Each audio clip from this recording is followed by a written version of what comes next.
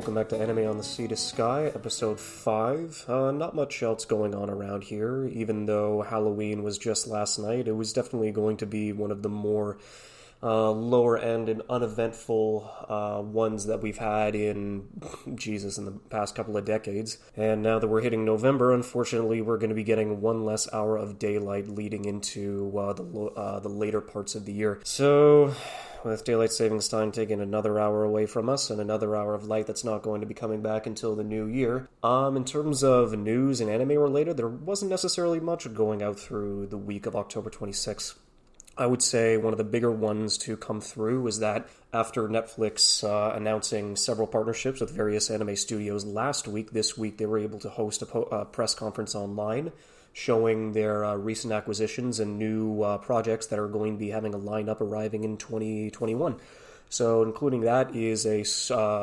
relatively popular gag manga by the name of Way of the House Husband, and then a handful of other series that are going to be coming out with related works, some original and some spin-offs, and some heading through with the majority of the demographic leading to the product that already has an audience, such as Godzilla Singular Point, Pacific Rim Black, a Resident Evil bid, and then a new season of Baki after Netflix was able to get one of the previous series of the long-running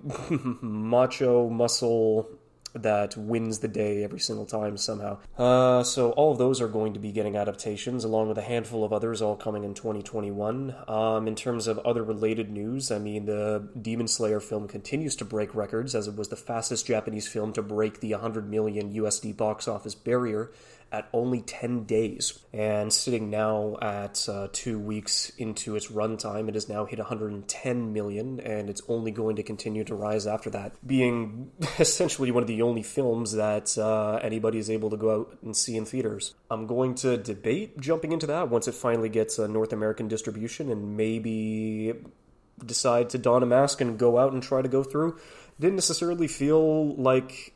Demon Slayer did anything amazing or spectacular besides episode 19 garnering Twitter priority and fame, essentially getting everybody to take a mention every single time that it was able to get into the public consciousness. And I would definitely say that episode 19 did that, but everything else outside of that bit, it was just shonen stuff, doing shonen traits in a pretty satisfying manner, but that isn't necessarily enough.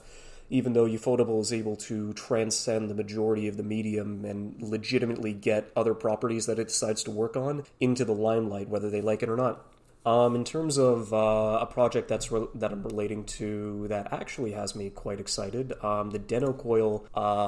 director and writer is now unveiled his new anime studio with an early 2022 debut and teaser for his new anime. And so this is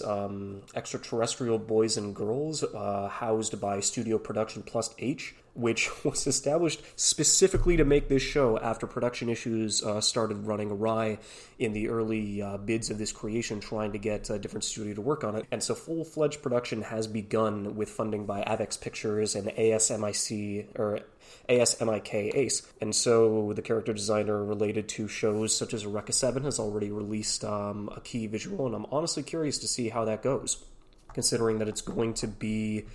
set in 2045, where internet and AI are commonplace even in space, and it centers on a group of children stranded in that general area as large-scale accidents occurs on their space station. And by using their social networking and drones they can manipulate through smartphones and low-intelligence AI, they're going to have to overcome whatever challenges get placed in front of them. So, considering that they legitimately made a studio just so this project could get greenlit and start moving along the production pipeline, I'm honestly curious to see if they're going to be able to reach that 2022 deadline, and I'm going to be legitimately interested in seeing what they're able to accomplish once that actually comes out. And then I would say the only other major bit of news, while still having pretty major implications for the distribution of anime worldwide, is just that Sony is nearing an acquisition of Crunchyroll. Considering that one of their previous stints, Funimation, is already underneath their umbrella. The website reported that Sony would end up spending more than 100 billion yen, or in this case 950 million US, to gain the exclusive rights to negotiate for Crunchyroll. And in this case, AT&T back in August offered Crunchyroll to Sony for $1.5 billion US, and the information stated that Sony reportedly balked at the price, which effectively values the streaming service at $500 per subscriber, considering that I believe that they have Crunchyroll has 70 million registered users and 3 million subscribed users going through premium or regular subscriptions. So AT&T had set an asking price of at least $1 billion for its sale of Crunchyroll, and Variety states that AT&T was shopping the company to multiple potential buyers aside from Sony. So that's honestly huge, considering that they're already in the talks and that they will probably spend near $1 billion for acquisitions. I mean, we had something similar happen back in 2016, considering that Crunchyroll and Funimation actually had a partnership for distribution, localization, streaming, and dubbing various shows of anime, considering that regardless if one of them licensed them, then both companies and both streaming services would have been able to go back and forth and have their specific shows being aired on both of them without having any sorts of problems with exclusivity. And in the era where that was the same time that Amazon strike was going through and hiding specific shows during the seasons behind a double paywall, and Netflix jail grabbing a lot of high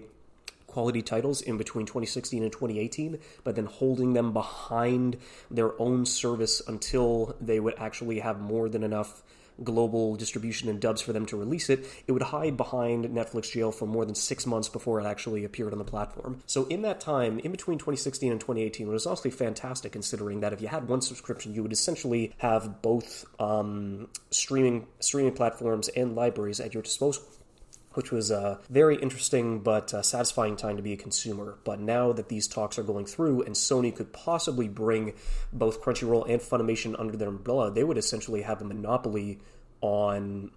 streaming content going through, compared to what Sentai Filmworks has with their streaming service in HIDIVE, compared to Netflix, compared to Amazon. The amount of shows that would be underneath the umbrella of Sony for all the seasonals that would be coming out every new set and every new season at 3-month intervals, they would contain the majority of the content there, whether it would be subbed underneath the majority of the stuff that Crunchyroll decides to distribute, and then in terms of the dubbing as well, with Funimation housing a lot of their talent being able to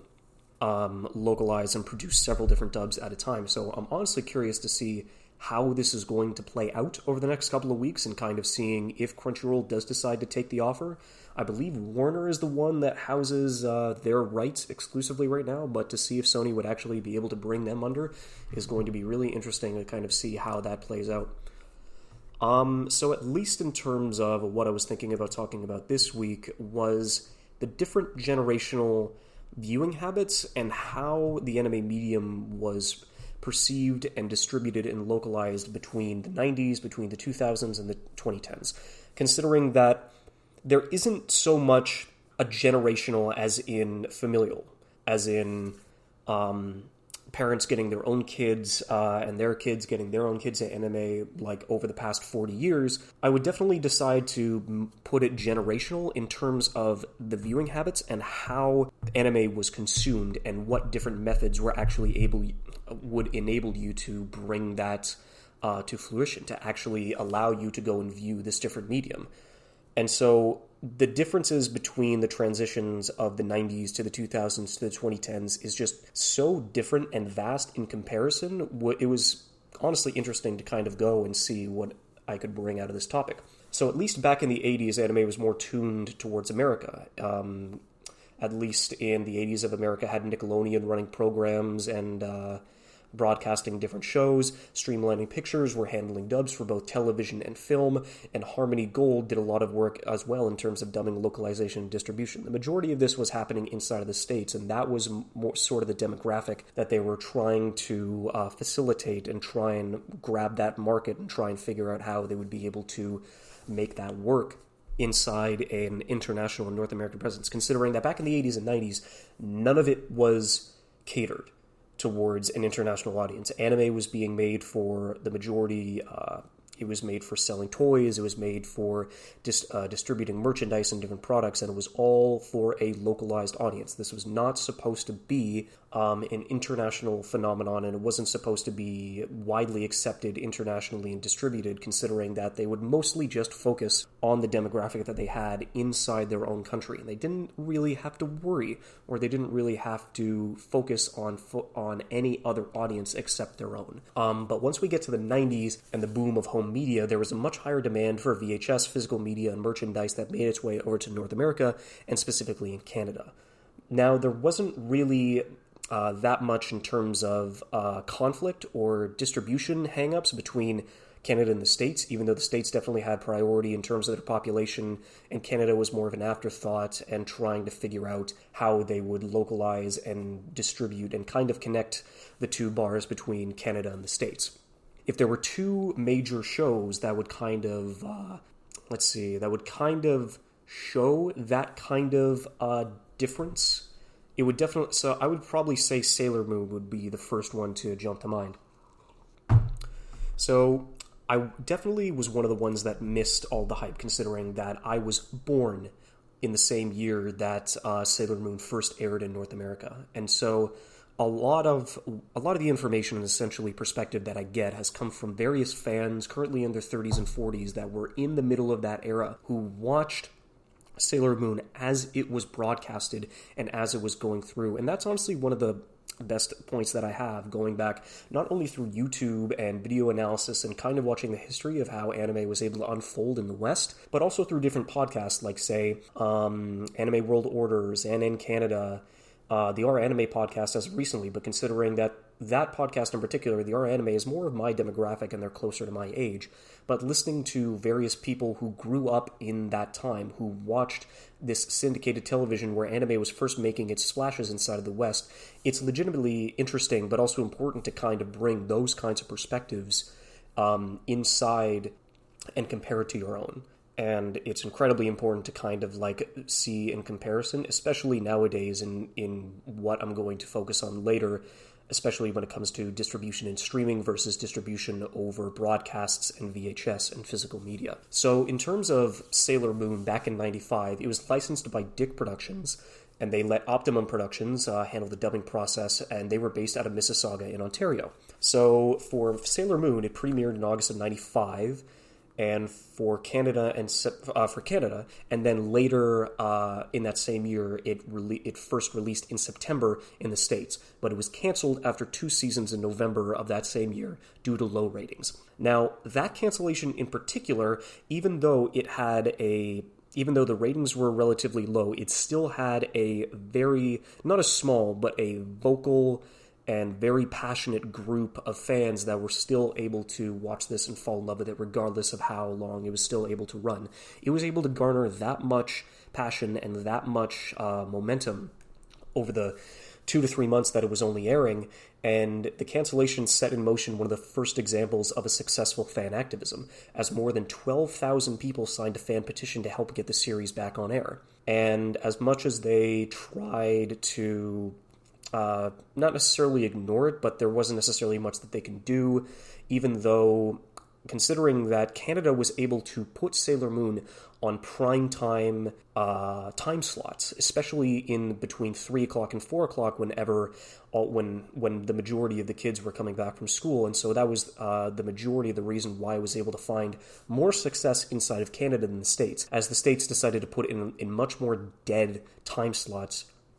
early in the mornings before they were even up at that point. So the fact that they were still able to get so many fans inside of the States as well was amazing, considering that their first runs of the show happened around 7 to 8 o'clock in the morning. So through that, the series was able to get back on air. Reruns started showing on the USA Network back in June of 97, and over the course of that year, the production of the series dub was renewed and finally aired in September the same year for both Canada and the States. They were able to finish up Sailor Moon R and dub the final 17 episodes and actually leave a satisfying conclusion to bring people back into this. And Sailor Moon was definitely one of the first shows that I was able to watch inside of the 2000s, or one of the first anime, even though I still had no idea what anime was at the time. So it was very interesting to kind of see and look back at history on how large and influential this show was, especially in the sense of the West, garnering such a passionate fandom that would legitimately not shut up and try and get this series back on air and syndicated so they would legitimately be able to finish the story that they fell in love with in the beginning. And it was definitely more, and leading into what I'll probably talk about later as well, considering that Crave TV has recently been able to acquiesce the licensing rights for streaming for the original Sailor Moon and Sailor Moon R. And it's legitimately amazing to see that they were able to bring back all of the classic bids, but on top of that being unedited, considering that due to licensing and syndication issues, there was a lot of content that had to be edited and chunked away, especially on the fact that they decided to redo a lot of the scripts and regender a handful of the characters, as well as having two of the Sailor Scouts who were essentially gay partners and lesbians inside of the show. They decided to rewrite them into being related and cousins, and that's an entirely new can of words that I don't really want to open up at this point in time. But a lot of the issues, especially like going back into the 90s, it was definitely difficult to try and push the envelope with what you can do on television, and so a lot of it was censored and localized and edited and cut down just so they could focus on one specific demographic and not have to worry about any sort of quote-unquote conflict, because I could understand that this was the 90s. But it was definitely interesting to see how that kind of played out and how Sailor Moon has stayed in the public consciousness for like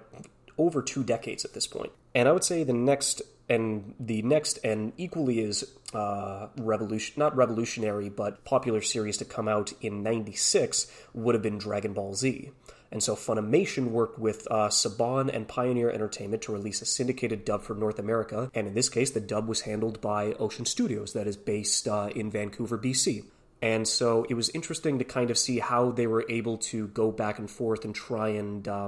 bring this series over to the West, even after the earlier localization of Dragon Ball failed and was canceled after less than 2 seasons as well, going the way of Sailor Moon, considering that it wasn't able to get good enough ratings, but they still decided to take a chance on Z. Unfortunately, Z kind of had the same sort of scenario, as it debuted in 96 in North America, but it was canceled in 98 after 2 seasons of surprisingly good ratings. And it didn't have as much of a public outcry or petition signing to try and bring as many people back into the series, but it still returned later in the year, considering that reruns in the States of 98 came back onto Cartoon Network in the Toonami block, and a renewed dub was broadcast in September of 99, running all the way to 2003. So this was, noted, the second dub that Dragon Ball Z was actually able to acquire. And I guess I'll just pass this on quickly, considering that as much as I would like to talk about it, I really wish I had more info and more of a perspective, and in this case more of a personal relationship towards the Toonami block, because what that was able to accomplish in the 90s and the 2000s to bring so many more anime fans into the fold on their specific block, and actually being able to air various shows, but were able to get so many more people invested.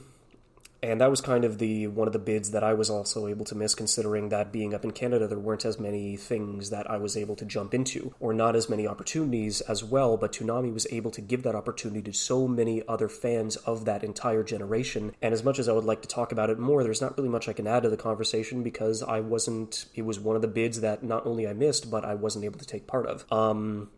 So the last bid, I guess, in terms of Dragon Ball Z, is that it received another redub under Funimation in 2005 and continued onwards throughout the rest of the year, but that also leads into a pretty good transition point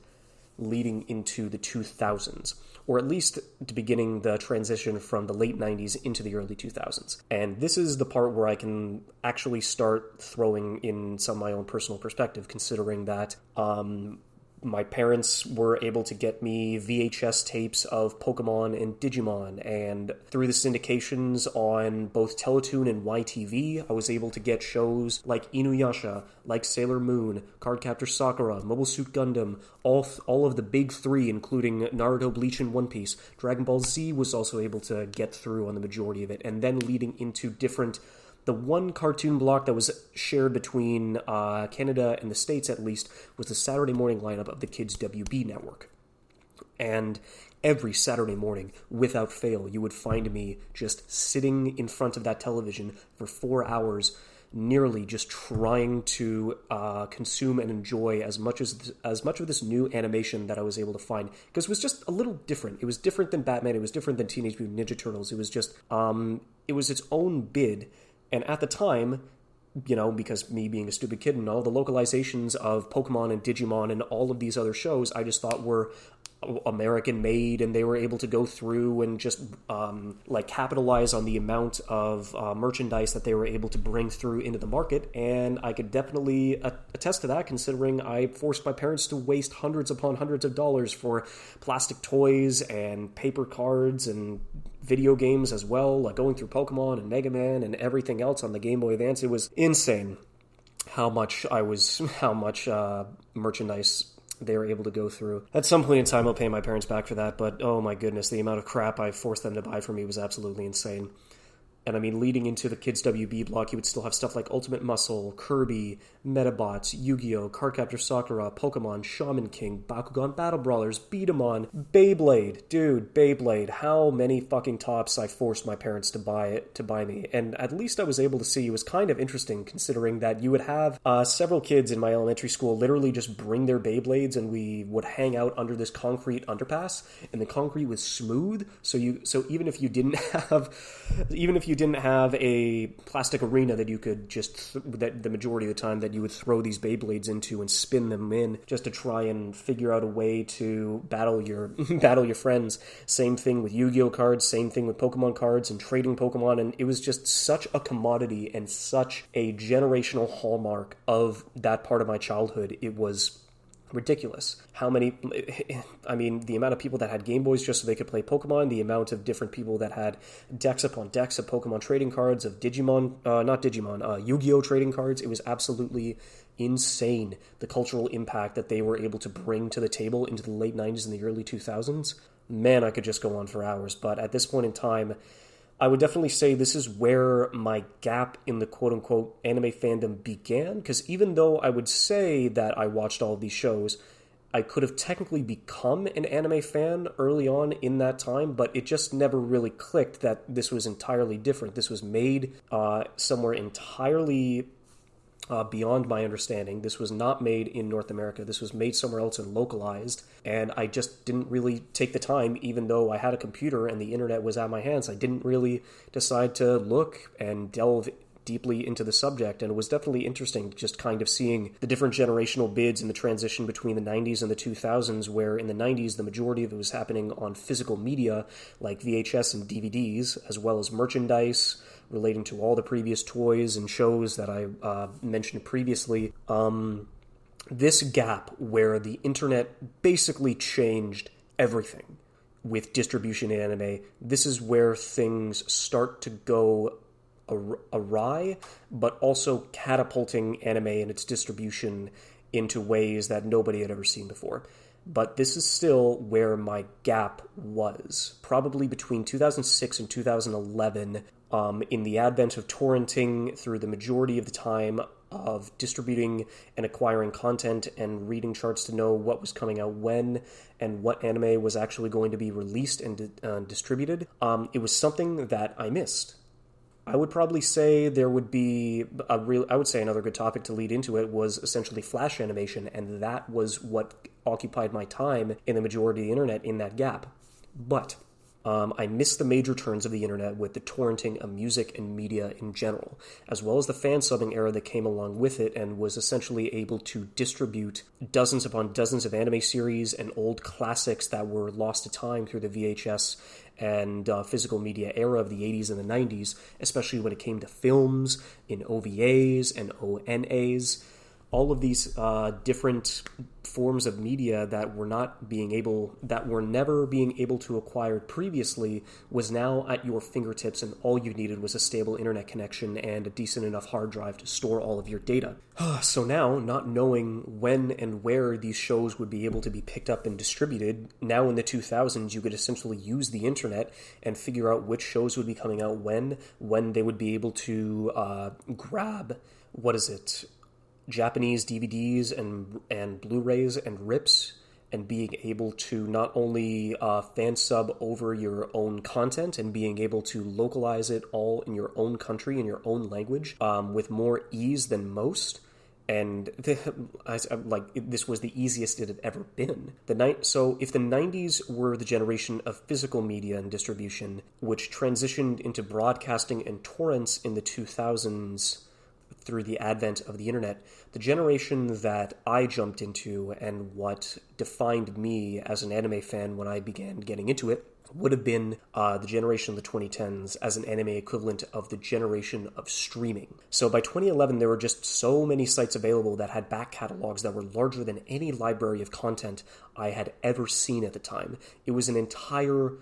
it was just an acquisition and a bank, a vault of content that was just all there at my fingertips, and it was a proxy to the vast amount of anime uploaded to the internet after years of fan subbing and housing stolen content and being hosted and aired online, and it was all there for me. I was 16. And I had a vast amount of time on my hands and an equal amount of anime to consume to boot. I had more than enough that I could manage.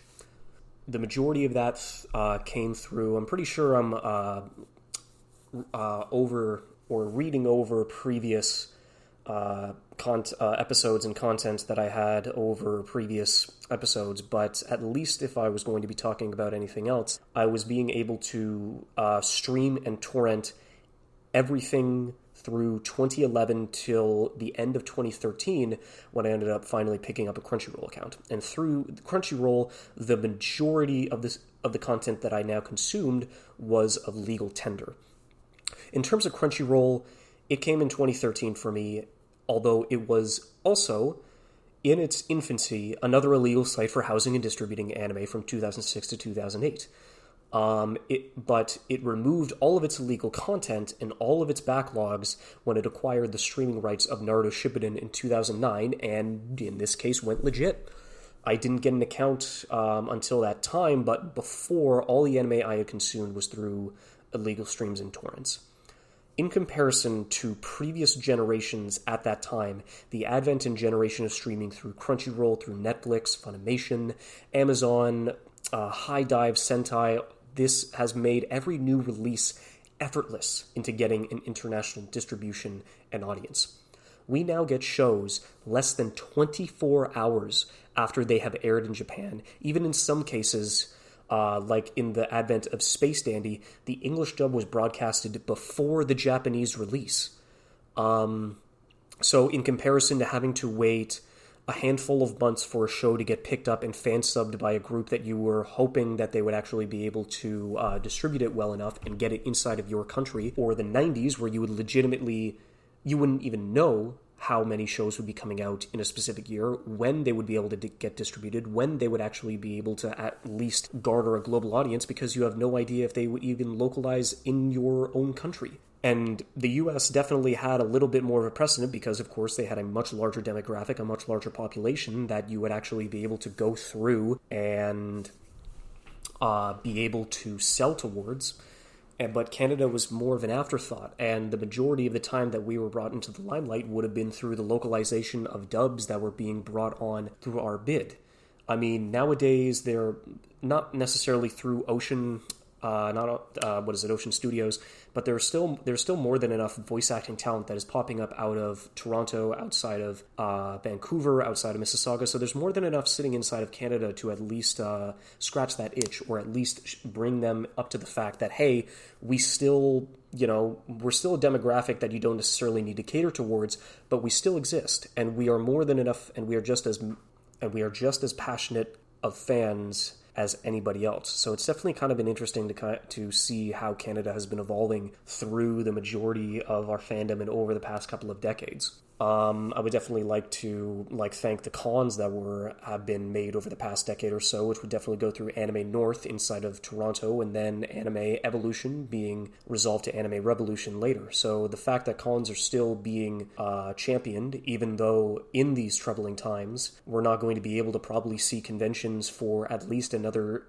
year or two, which is definitely tragic. But it's necessary that at least we will be able to find our own way and be able to find different series and distributions and streaming opportunities to kind of let that through. Because you've still got old series coming out of the woodwork that are now finding new lives in streaming, like Sailor Moon, and as recently on Netflix, Evangelion, who was stuck in licensing hell ever since '96, and being able to finally garner a legal international audience, even though it has still been able to make the rounds and become a cult classic and one of the most influential anime of all time, now being able to garner new fans and new notoriety thanks to its new life on stream and its new life on Netflix. So old anime getting new streaming life inside of Canada is definitely going to be one of the things that I would like to see focused on, and kind of like to see how they will move on, and if it is still able to stay, and if we are able to stay as relevant as we are in comparison to the American fan base. So in comparison, looking into what the future holds and what 2020 is probably going to be, I honestly have no idea. Streaming is still going to be running, whether specific companies are going to be able to make large acquisitions, just like Sony is going to try and make with Crunchyroll, and have monopolies over seasonal shows is going to be interesting to kind of see how they translate and what that means as a consumer whenever the majority of content is being taken over by one entity or one commodity. But I don't think Sony is going to be having as much to say as it does censorship, maybe, but in terms of distribution and what shows they pick up and what shows they don't, I'm pretty sure that they'll able to at least leave the majority of the licensing decisions up to the companies that they have been able to bought and acquiesce underneath that bid. So I'm very curious to see how they're able to translate that kind of success and those kinds of acquisitions if it does start happening in 2020.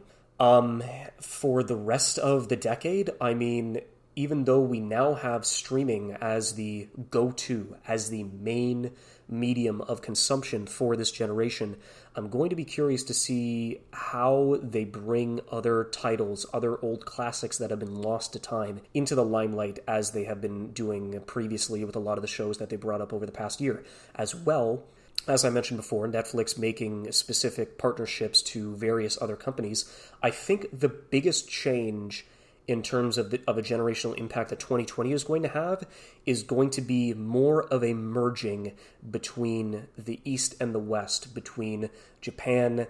and every... it's tough considering where it's not like East and West, it's more like Japan and everywhere else, considering that there have been studios like Studio Trigger that have been able to garner a worldwide audience, considering that even though it's not their priority, they definitely do take into account what international fans are thinking and what they're actually looking for in terms of the shows that they create. Because Trigger in of itself has more of an identity than most, and it has a Patreon that is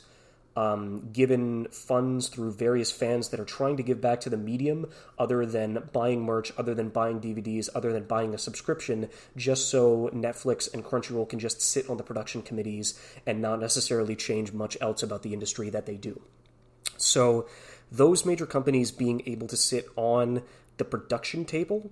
and whether or not these major companies are going to be able to make large changes to the industry, that is going to be the only question that I have in terms of what 2020 is going to do. And even though the 2010s garnered streaming, and now that more and more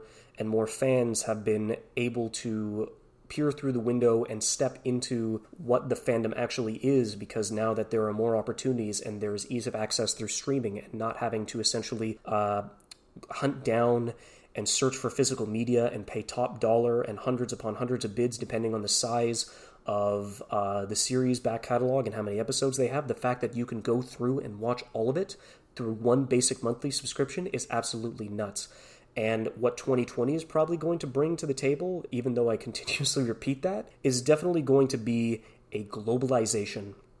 of anime.